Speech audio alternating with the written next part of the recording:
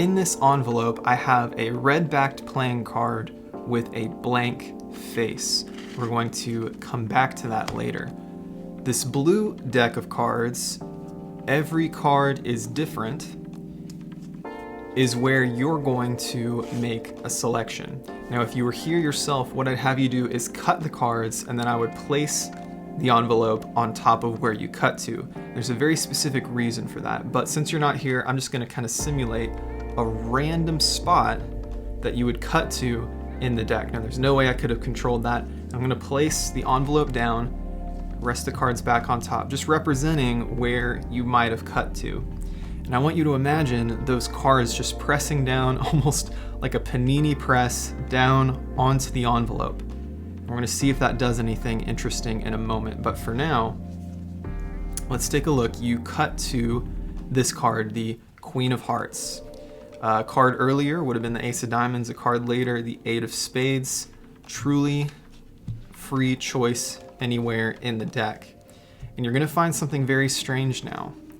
Inside the envelope that from the beginning has been in the full view, there's still that one single card, but now it's actually created a photocopy of your card. Welcome to the video. If you like magic content like this, I post 2 videos a week, so be sure to subscribe to learn more magic. I hope you enjoy learning this trick. Let's get into it. To prepare, you're going to need a blank card and a copy of the card you want to force with the same back. Now, conversely, you could take a photo of a blank table, maybe like a Polaroid photo, and then a photo of that same blank table with the card, and so then it's more literally you're creating a photo, just in case you don't have a blank card. The other tool you're going to need is the Tarbell switching envelope, or what he referred to as the double envelope. Now, there's a couple ways to make this mechanism work. In our case, it's a simple back and forth slip that is inside this envelope. Now, if you want more specifics on how to make this, there's a separate video that I have on the channel that I'll link for you. But with the flap down, I like to place the blank card here, and then you can pull that up and have the reveal here. So on the lower flap, we have the card, and on the upper flap, we have the blank card. So it's great as you can carry this around with you. Now, the deck just needs to be probably a separate back. If you're doing the blank card version like I've shown you, I think that just makes it a little bit easier to emphasize the photocopying, and it looks less like there's a duplication happening. I think it can just get confusing with different colored backs. Another great thing is you can be doing tons of tricks before and after this because it doesn't take a lot of get ready to get into. All that get ready is as you're getting ready to show them this next trick, you can be showing them that all the cards are different. And once you locate the Queen of Hearts, just kind of keep that in your view, maybe spread past a little bit. You can come back, get a break, cut to that Queen of Hearts, and now you're ready, it's on top. Take the envelope and open to the blank card, and here's why I like it on this side. You can point this out toward your audience, show them the blank card, and the flap will be pressing forward, and that kind of inner lip will hide from them under the cover of this side of the envelope. So you can show it like this, and then you can do a display that it's empty, and you can just kind of do a brief display. All you want them to see is just this general idea to go back inside with that, and then you can turn it over if you'd like. That might help you remember how to open it later. As you instruct what you're going to have them do, as you instruct what you're about to have them do, you're going to get a break under the top card. An easy way to do that is just to pull with your thumb. You can get a pinky break under it.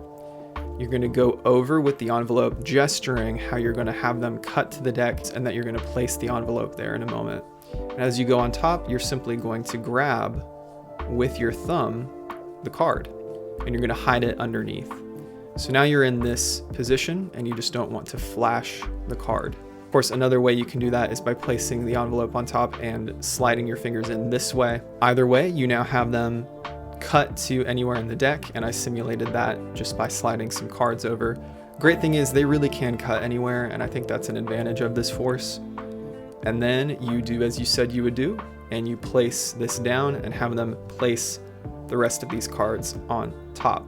Now, if you try to use that force in other tricks, no matter what you do, you're gonna have to contextualize it well, and that's why I think this force is well suited to this trick from Tarbell, as he explained that you're painting this picture of a photo being created, right? So take a moment, invite them to imagine that.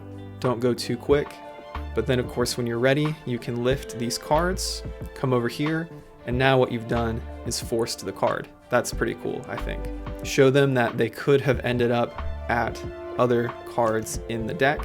Wanted to give a huge shout out to my channel supporters. Thank you so much to my channel members. You guys are awesome. On this channel, I go back to the classics, those classic staples of Magic. They're out there in the public domain, in the classic works, these really cool Magic secrets just waiting to be discovered and learned. And so what I do on this channel is I try to provide some of those to you in a more accessible way through video format, along with some of my own tips and advice. So you can always count on about 2 free tutorials per week from this channel.